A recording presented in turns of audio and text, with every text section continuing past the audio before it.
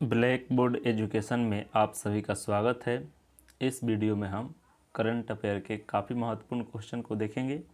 अगर आप हमारे चैनल पर नए हैं तो हमारे चैनल को सब्सक्राइब और शेयर ज़रूर कीजिएगा। अगर पीडीएफ चाहिए तो टेलीग्राम को ज्वाइन कीजिए, वहाँ से पीडीएफ प्राप्त कर सकते हैं। कह रहे पंजाब के नए मुख्यमंत्री कौन बने हैं, तो इसका राइट आंसर हो जाएगा ए भगवंत मान। यह आप पार्टी से है।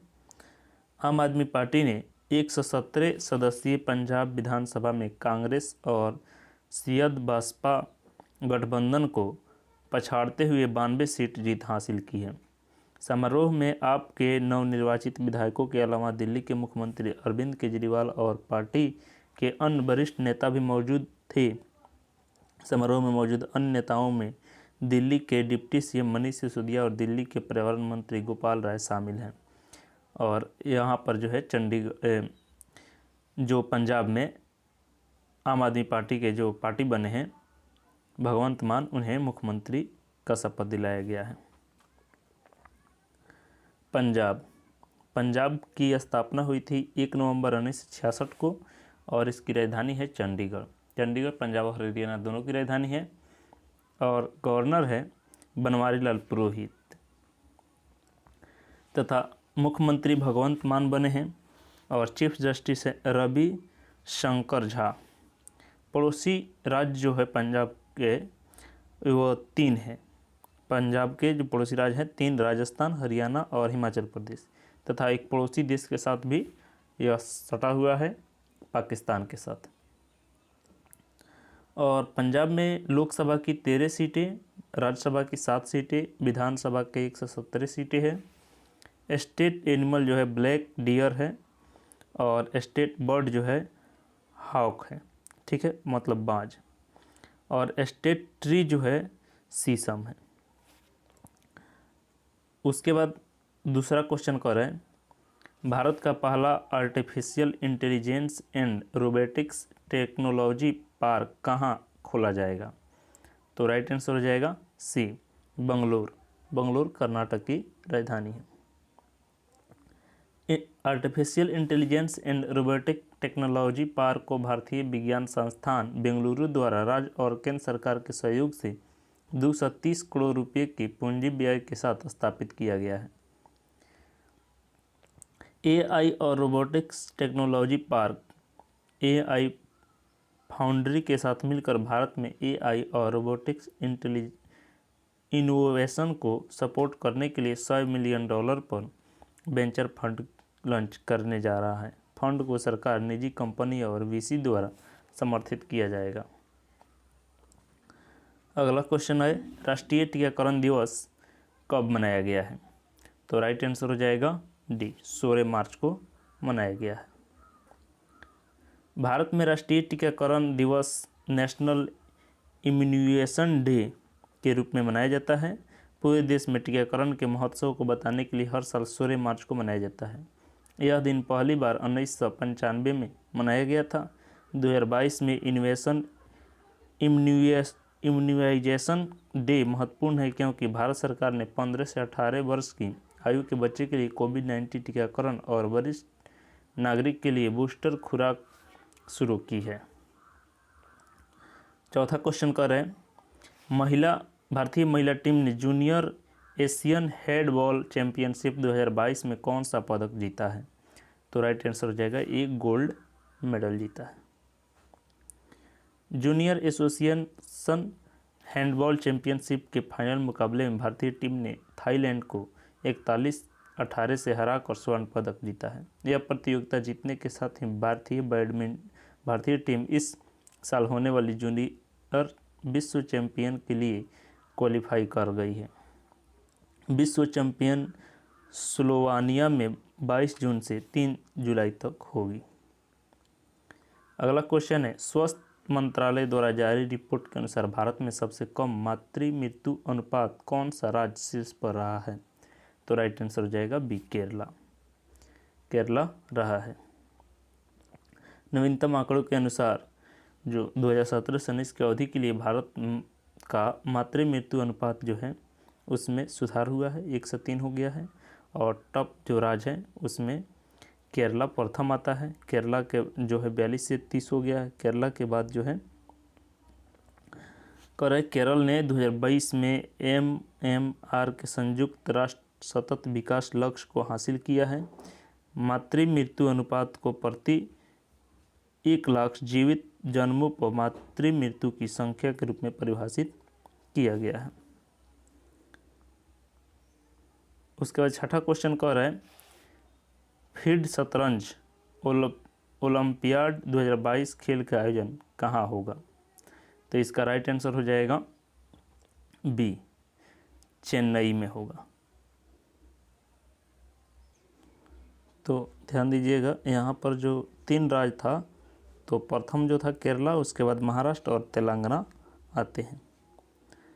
तो छठा का हो जाएगा। यहाँ पर कह रहे फिर जो छठा क्वेश्चन है 1927 में अपनी स्थापना के बाद यह पहली बार है जब भारत FIDE शतरंज ओलंपिक की मेजबानी करेगा। यह कार्यक्रम मूल रूप से रूस में आयोजित होने वाला था, लेकिन यूक्रेन के आक्रमण के बाद इसे वहां से हटा दिया गया है।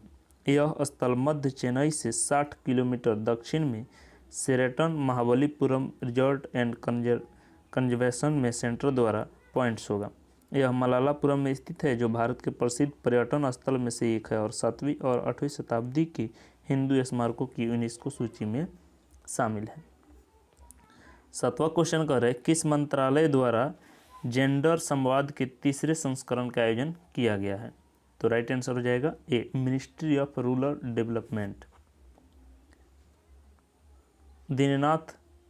दीनदयाल अंत्योदय योजना, राष्ट्रीय ग्रामीण आजीविका मिशन, ग्रामीण विकास मंत्रालय द्वारा जेंडर संवाद के तीसरे संस्करण में भाग लेने के लिए 34 राज्यों के 3000 से अधिक राज्य मिशन कर्मचारी को स्वयं सहायता समूह के सदस्यों ने लॉन्ग इन किया। यह लिंग के दृष्टिकोण से देश भर में मिशन गतिविधि के बारे में जागरूकता बढ़ाने के लिए DAYNRLM, ठीक है, इसका अर्थ है दीनदयाल अंत्योदय योजना राष्ट्रीय ग्रामीण आजीविका द्वारा चलाए जाने वाला एक राष्ट्रीय आभासी प्रयास है। अगला क्वेश्चन कर है केंद्रीय सड़क परिवहन और राजमार्ग मंत्री नितिन गडकरी ने दुनिया के उन्नत प्रौद्योगिकी की विकसित green hydrogen fuel cell electronic वाहन को भारत में लॉन्च है, इसका नाम क्या है? तो राइट आंसर हो जाएगा बी, टोयोटा मिराई। केंद्रीय सड़क परिवहन राजमार्ग मंत्री नितिन गडकरी ने दिल्ली में दुनिया की सबसे उन्नत प्रौद्योगिकी विकास green hydrogen fuel cell electronic वाहन टोयोटा मिराई का उद्घाटन किया है। टोयोटा मिराई को Toyota Kirloskar motor private limited और international centre for automatic technology द्वारा यह पायलट प्रोजेक्ट के तहत भारतीय सड़क और जलवायु परिस्थिति में टोयोटा मिराई के प्रदर्शन का अध्ययन और मूल्यांकन करने के लिए लॉन्च किया गया है।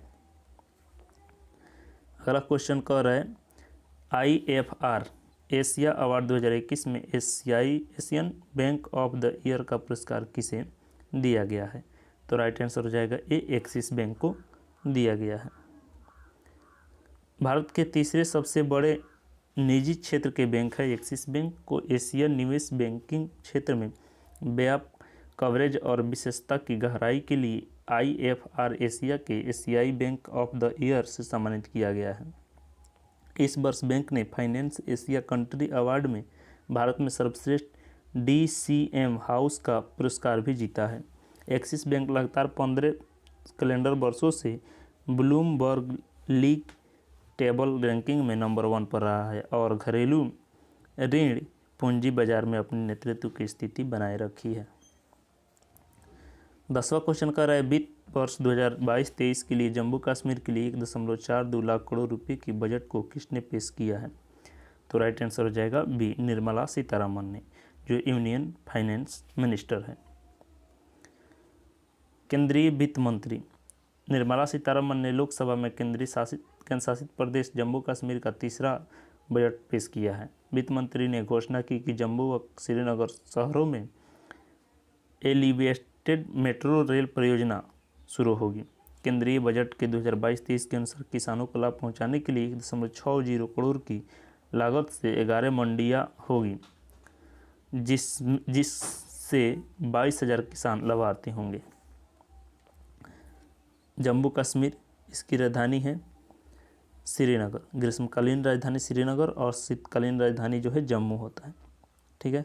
उसके बाद लेफ्टिनेंट गवर्नर जो है मनोज सिन्हा है और जस्टिस है हाई कोर्ट के वहाँ के पंकज मित्तल, और यहाँ के पक्षी जो है कलंजी फेसेंट।